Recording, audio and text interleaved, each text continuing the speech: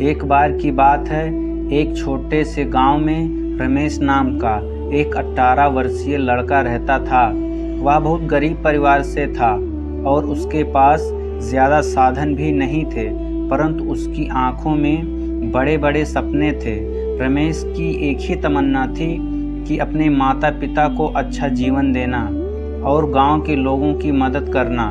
वह पढ़ाई में बहुत होशियार था, लेकिन उसके परिवार की आर्थिक स्थिति इतनी कमज़ोर थी कि उसे स्कूल की फीस भरने में भी कठिनाई होती थी। रमेश के पिता एक किसान थे जो दिन रात मेहनत करके परिवार का पेट पालते थे, लेकिन मौसम की मार और फसल की अनिश्चितता के कारण कई बार उन्हें निराशा ही हाथ लगती। रमेश देखता था कि उसके पिता इतनी कठिनाई से उनका जीवन चल रहा है और उसे दुख होता था कि वह उनकी मदद नहीं कर पा रहा है। उसे एहसास होता था कि केवल शिक्षा ही उसका भविष्य बदल सकती है। इसलिए उसने ठान लिया कि वह पढ़ाई नहीं छोड़ेगा, चाहे कितनी भी मुश्किलें क्यों ना आएं। रमेश रोजाना कई किलोमीटर पैदल चलकर स्कूल जाता और रात को दिए की रोशनी में पढ़ाई करता। फिर वहीं थी पैसों की तंगी। रमेश को समझ नहीं आ रहा था कि वह अपने कॉलेज की फीस कैसे भरेगा। उसे लगा कि शायद अब उसका सपना टूट जाएगा, लेकिन तभी गांव के एक बुजुर्ग जिनका नाम मोहनलाल था, उन्होंने उसकी मदद की। मोहनलाल गांव के सबसे बुजुर्ग व्यक्ति थे और उन्होंने अपनी ज़िंदगी में कई उतार चढ़ाव देखे थे।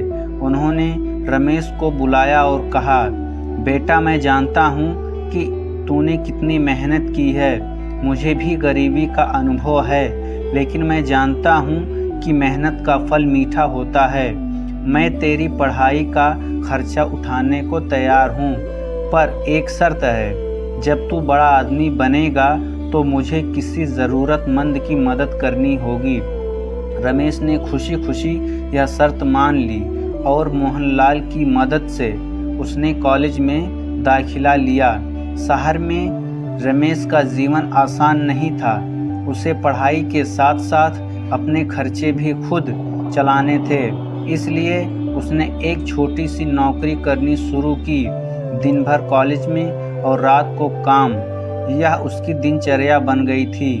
रमेश ने कभी हार नहीं मानी और धीरे धीरे वह अपनी पढ़ाई पूरी कर डॉक्टर बन गया। उसकी मेहनत और लगन ने उसे एक नामी डॉक्टर बना दिया। उसने अपनी कमाई से अपने माता पिता के लिए एक अच्छा घर बनवाया और गांव में एक क्लिनिक भी खोला ताकि गांव के लोग सस्ते में इलाज कर पाएं। वह अपने फ़ायदे को नहीं भूला और अपनी सफलता के साथ गांव के कई और गरीब बच्चों की मदद की। उसकी कहानी पूरे इलाके में प्रसिद्ध हो गई। एक समय वह गरीब और असहाय था, लेकिन आज उसकी मेहनत और मोहनलाल की प्रेरणा ने उसे उस मुकाम पर पहुंचाया जहां वह दूसरों की मदद कर सकता था। रमेश की इस कहानी से हमें यह शिक्षा मिलती है कि मेहनत और लगन, सकारात्मक सोच के साथ हम किसी भी परिस्थिति को मात दे सकते हैं।